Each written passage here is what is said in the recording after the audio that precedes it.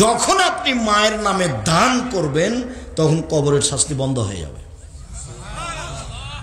ওটা ভিন্ন ধরনের ইবাদত। এত শক্তিশালী পাওয়ারফুল ইবাদত দুনিয়াতে নেই। একটা কথা চট করে মনে পড়লো, মনে রাখবেন,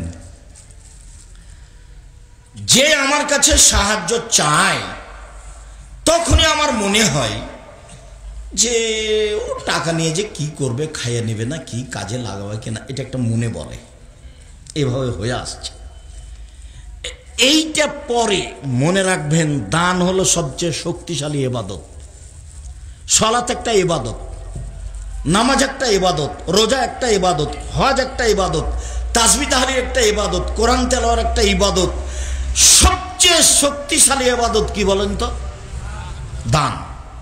সালাত আদায় করেছেন, নামাজ পড়েছেন, আপনার উপকার, মায়ের কোনো লাভ হবে না, কবরে আছে।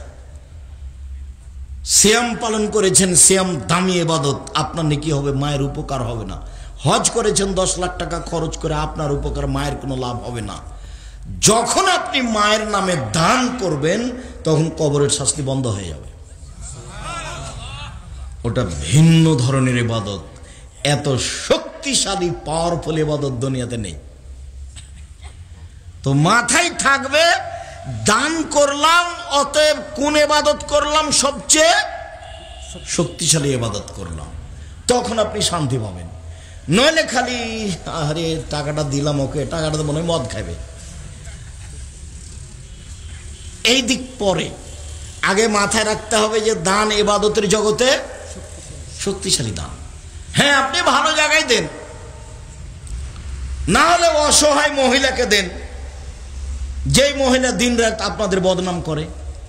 আপনি খালি বলে দেখেন, আম্মা, ওই যে আমাদের গ্রামে একটা বৃদ্ধা মহিলা ছিল না আম্মা, ওকে একটা কাপড় কিনে দেন তো আম্মা। হায় হায় হায় হায়, করেছিস কি? দিন রাত খালি তোর বদনাম করে, ওকে কাপড় দিব? এখন আপনি কি বলবেন?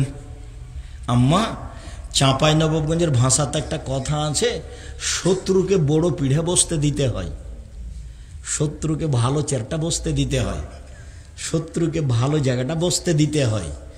অতএব ওই গ্রাম্য চাচি আমাদের বদনাম করে, করুক, আপনি আগামীকাল সন্ধ্যা হতে হতে একটা কাপড় দিবেন তাকে। দানের সবচেয়ে ভালো পথ পানির ব্যবস্থা, দানের সবচেয়ে ভালো পথ কাপড়ের ব্যবস্থা করা। তখন ঘুরতে ঘুরতে চলে এসেছে দানের বড় পথ হলো মারা যাওয়ার সাথে সাথে গরু জবাই করে দাও, গ্রামবাসীকে খাওয়িয়ে দাও। আর যত লোক এসেছে তাকে মিষ্টি খাওয়াও, মিষ্টি ভাত যা রান্না করেছেন তা ডেনে ফেলে দিব, কুকুরে খাবে। আপনার বাড়িতে আপনার বাপ মারা গেছে, আপনার বাড়িতে 3 দিন খানা মানুষে দিবে, রান্না বান্না হবে না, 3 দিন শোক পালন। সেখানে আপনি এত রান্না করলেন মানে ওগুলো ড্রেনে ফেলে দেন, কুকুরে খাবে। আমি আব্দুর রাজ্জাক বিন ইউসুফ, আপনাকে হিসাব করে আমাকে কথা বলা লাগে না।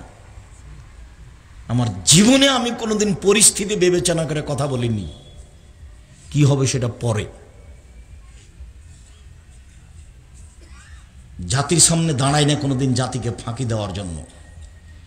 জাতির সামনে এমনভাবে দাঁড়াই যেটুকু জাতির সামনে বলে যাব ওইটুকু আর গায়ে যেন দাগ কেটে লেগে থাকে।